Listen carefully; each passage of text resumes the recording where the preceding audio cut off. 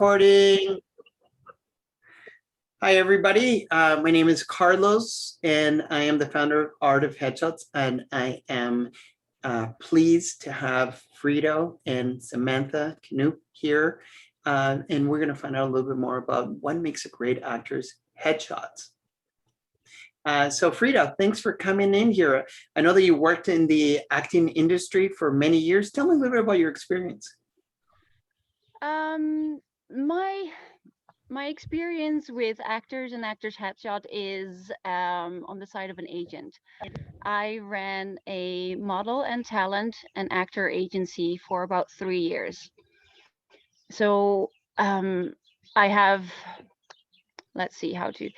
My experience would be with the headshot is that actors would supply me with their professional headshots, and I would be contacting casting agencies who were looking to cast actors in roles, and I would submit these actors that I represented with their headshot. So over the course of 3 years, I found that the right kind of headshot made a huge difference in how many auditions an actor would. As you're talking about the right kind of headshots, we have a lot of actors out there who, it's really hard that they have multiple jobs to try and pay for this dream of hopefully being found. So, budget is an important thing. Why should an actor invest in having a professional headshot? I mean, you can just have a picture of yourself. It's not just a professional headshot, it's the right professional headshot. But just to give a little example, and this has happened all over the scope. But sorry about that. So when you're talking about the right kind of headshot, what is the right kind of headshot? Let me first explain a little bit why it is important to have a very good headshot. I represented about 200 people, and I've seen the change in the amount of auditions that someone would get after they get proper good headshots taken. One guy, and this is not the only person who this happened to, but this one guy is a fantastic actor, but his headshots were so. He would get, I would say, on average 2 to 3 auditions a month. I really persuaded him, invest in some headshots. He saved up. He had some really fantastic headshots taken, and he went from 2 to 3 auditions a month to on average 4 auditions a week. So I have 2 questions about this, but sure. Before, like mathematically, you're telling me that in a way it pays off for itself, right? So if you it doesn't even pay for itself. It has there's no point being an actor and trying to get work without a good headshot. Your resume can be fantastic. You can have all the courses and you can have fantastic experience. If you do not have a good headshots, the casting directors will not even see you. Casting directors are looking at about, I would say, 30 to 40 pictures on a screen at the same time. So many people are being submitted for one role. They don't have the time to look through all the pictures and all the resumes. They look at a screen of about 30 to 40 pictures and they scan really quickly with their eyes. Yes, that one. No, that one. So what is a good headshot? It depends. It depends on what you're looking for. First of all, it's a headshot that stands out. If you're using a selfie or just a casual picture where you cut yourself out, it will not stand out and people will just glance over. Your headshot needs to be in generally bright, but it just needs to stand out in a way. And then you're like, well, what would stand out? What works? Well, let me see. Let me think about this. A strong expression is important. It doesn't have to be over the top, but if you're as an actor, it shouldn't be too casual either, not too commercial. A commercial or a business headshot is very, very different from an actor's headshot. I think one of the biggest mistakes that people make in supplying their headshot is when it's not actually a headshot. I've had many people submit pictures that are 3/4. If you can imagine on a big screen where the headshots are this big, if your head is only tiny, it's only like a third of the frame anyway, your head is so small they don't even see you. So like basically rule number one, a good actor's headshot is just your face, not three quarters, not from knees up, just your face, like maybe shoulders, but that is the absolute maximum, because again, they're looking at tiny little pictures. If you're small in the frame, then you're even smaller on their screen. So basically, a casting director has hundreds, if not thousands, of headshots, and they're trying to find someone to play that role. And, one of the things I find with actors is that they want a headshot for their own ego. They want a headshot that they look good, like things that it's funny. It's more with women than with men, but with men, it's like they think a good headshot is where they look pretty, and in especially the younger women, where they look sexy. And honestly, the industry is inundated with 22-year-old sexy people online, and honestly, it's not going to get you a job. Like, what you as an actor have to ask, which roles suit me, what kind of roles do I want to attract, and pick basically three almost like archetypes as the bad guy, the boyfriend, the father-in-law. Like just pick a couple of, I would say 3 or 4 kind of archetypical style roles that you want to look for, and then talk to the person who's shooting your headshot and shoot the headshot towards the kind of roles that you are looking for. And then when you are basically posing for the headshots, you act that role. Casting directors are not interested in you. They're interested in how you can make the role come alive, and they want to see in the picture how you would make the role come alive. And of course, you can't take headshots for every role that comes out, but you need to show the acting side of you, not you. No, as an actor, no one's interested in you as a person, unless you are like Brad Pitt. But to get there. All right, Frida. So, all right, we got that covered. So now if someone is watching this or reading our blog here, they know, all right, it's important to get an actor's headshot. Now I'm going to go in and invest in my career. I'm going to invest in myself. But not all of them. We don't have an art of headshots in every major city across the world and so forth. So it might be easy if they're in one of our cities. But if they're looking at this and they're looking for a photographer to assist them with bringing their best, bringing their role, what do you suggest for someone who's looking for the right photographer? How do they find? Because there's so many photographers and they all claim that they know how to do headshots. So how do they know who will be a good headshot photographer? Good question. Like, it's the obvious thing is just look at someone's work. Ask them, have you done any actors headshots, and can you send me some examples of what you have done? That's a great way, because then you can see like, oh, are these actually strong actors headshots, or are they more commercial or business headshots? And talk to the person about it, see how they interpret taking an actor's headshot. But I guess the most important thing is just look at someone's portfolio and see what they've already done, and make sure that you have a good conversation with the photographer beforehand once you make a choice. And one thing I noticed, and tell me if you agree with this, is that when you're looking at portfolios of photographers, and one of the things that's important is make sure that you go with someone who specializes in headshot. Just because they're good at photographing houses or weddings does not make them a good photographer of people. And when you're looking at their kind of what I went to say is, when ask for someone's portfolio and see what they've done already in the actor headshots. Like, the thing is, you could have a fantastic photographer that also does interior design shots. That's fine, but as long as they can really capture someone in a portrait as well. I think it's important. Just look at what they've done and look at their headshot work. Indeed, I agree with you. Somebody who can take fantastic wedding pictures might be not so great at taking headshots.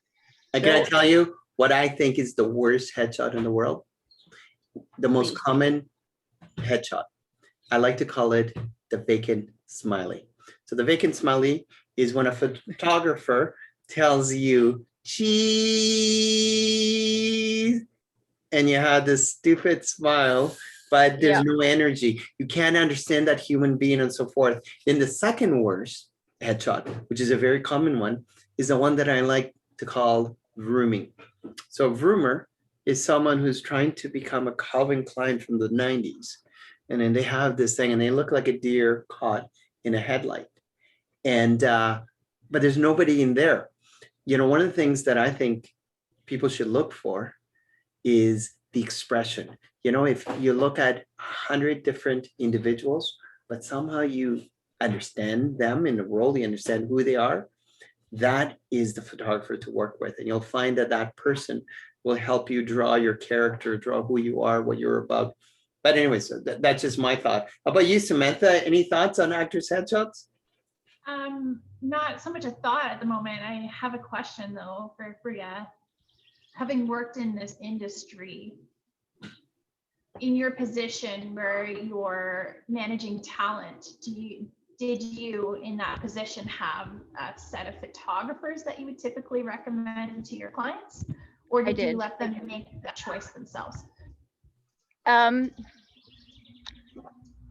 thing is, it's to have professional pictures taken. It's a costly thing, and to be honest, not everyone has the funds to begin with. But I have about, at the time I had 2 or 3 photographers at different, basically almost like different level of expertise and different level of price, to go with that. And I would say, like, pick one of these people and I know you'll get some good shots. And some of them did it and some didn't. Like, I could not force them. We weren't the kind of agency that said you have to have these pictures taken, otherwise we will not put you on the roster. Like, I could not force them to do it. I would highly recommend it, but on the other hand, it's their choice. So yes, I would have 2 or 3 photographers that I would recommend to people that they go to. And you start building a good working relationship with these photographers. They know exactly what I need, what I want. I could go back to them even if I said, like, hey, do you have another one that's a little bit more, bad guy, or have a lot of one that's a little bit more commercial, because I want to submit this one for this person for a lot of commercial kind of acting work. So it works really well if there's a good working relationship between a casting agent and the photographer. And Frida, what would you tell actors?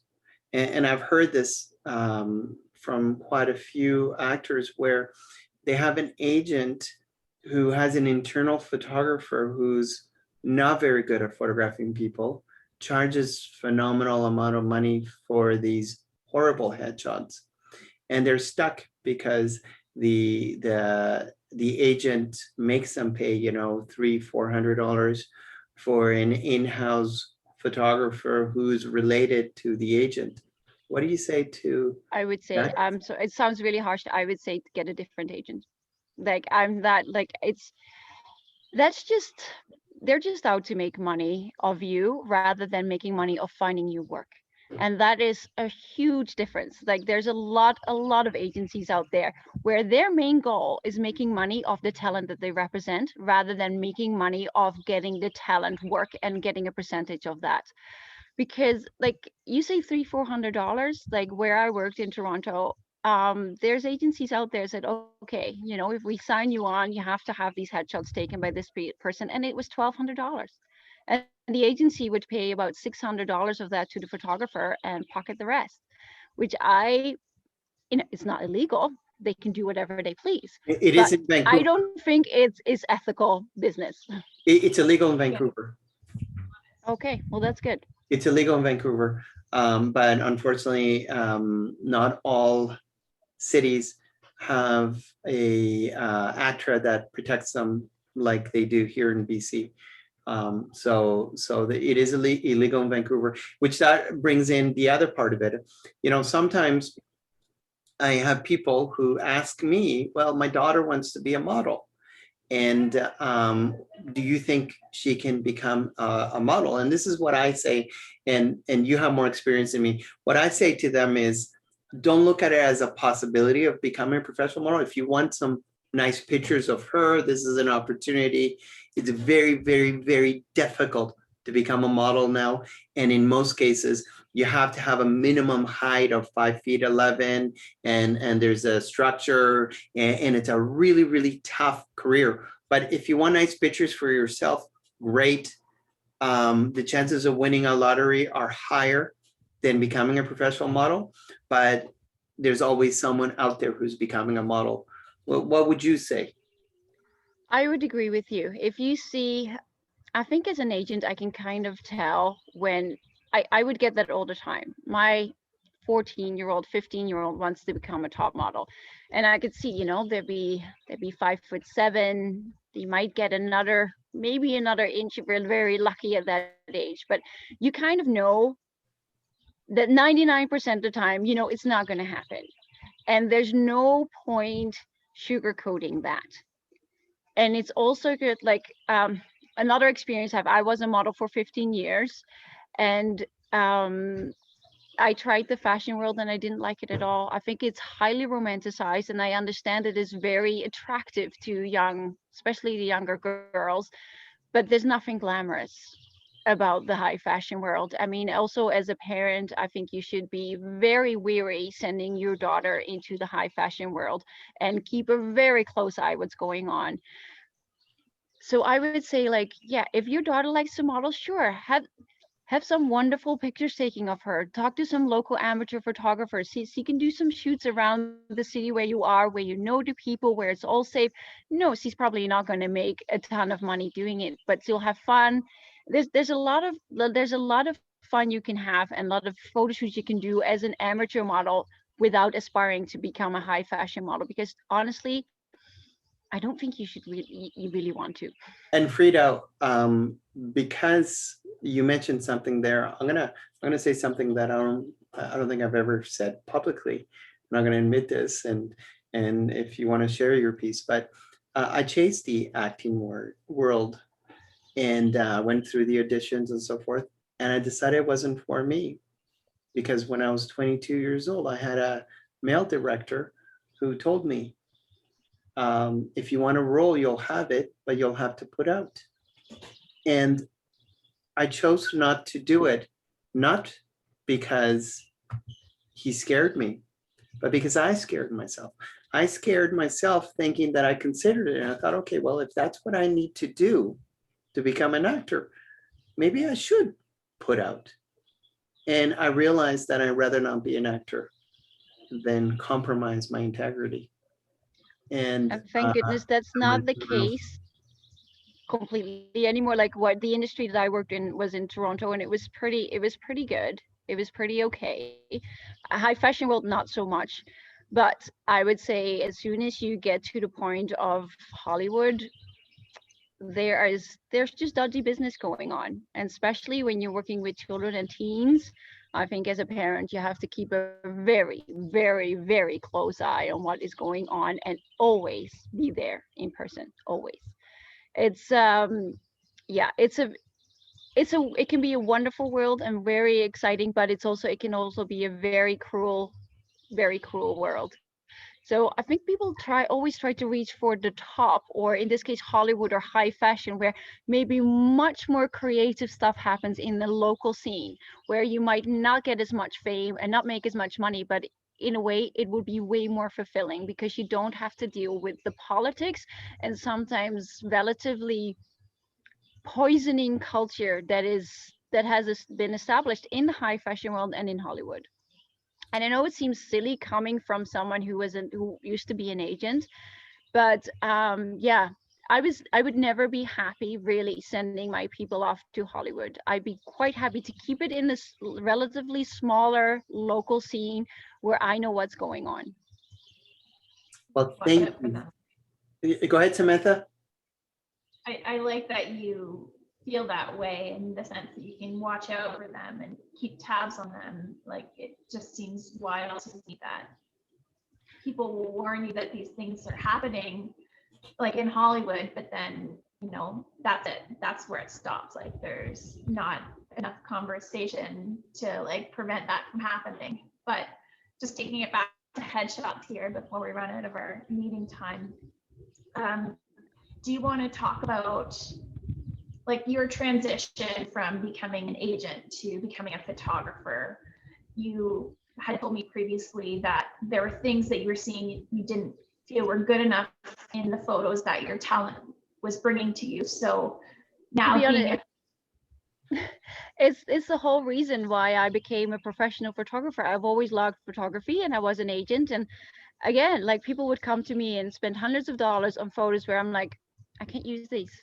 I cannot use these. They're pretty pictures of you standing next to a tree in a flower bed and whatever, but I cannot use these as actors' headshots. And I would get frustrated and thinking I could do better in my sleep. And it sounds very, maybe a bit cocky, but I knew it was true. So I ended up saying, okay, fine, I'll take them myself because I knew exactly what I wanted. I knew exactly what I was looking for. So yeah, I started just taking the headshot of the actors that I represent myself, and I was much happier for it because I knew exactly what I wanted. I would charge them quite a little amount, and got exactly the pictures that I wanted and got the people lots of auditions. So on that note, as we're wrapping up, today is June 28th, 2021. Anybody who saw this, if you're around that parameter time, take advantage and get headshots from Frida now, because maybe 3 years from now, you won't be able to afford her. I'm so excited about your career. Yesterday, you just did a cover for a magazine, and your experience as a human being traveling all around the world, as a manager and so forth. Your career, I know you're going to do really well, and thank you. I'm so excited to have you as our headshot photographer in Regina. And Samantha, thank you very much for coming in here. And Samantha is also a wonderful photographer who will do photography on location in Calgary. We didn't get to talk to you a lot about your own experience, but you're multifaceted. And we're so lucky to have both of you here. Thank you. Any last words before we wrap it up? Thank you for having me, Carlos. I wouldn't want to do any other job. So thank you, thank you, thank you. Thank you, Carlos. And anyone that's watching this, if you think of any questions that you would like Frida to answer, send them to us, send us an email, and we will hopefully try and do this again. Okay.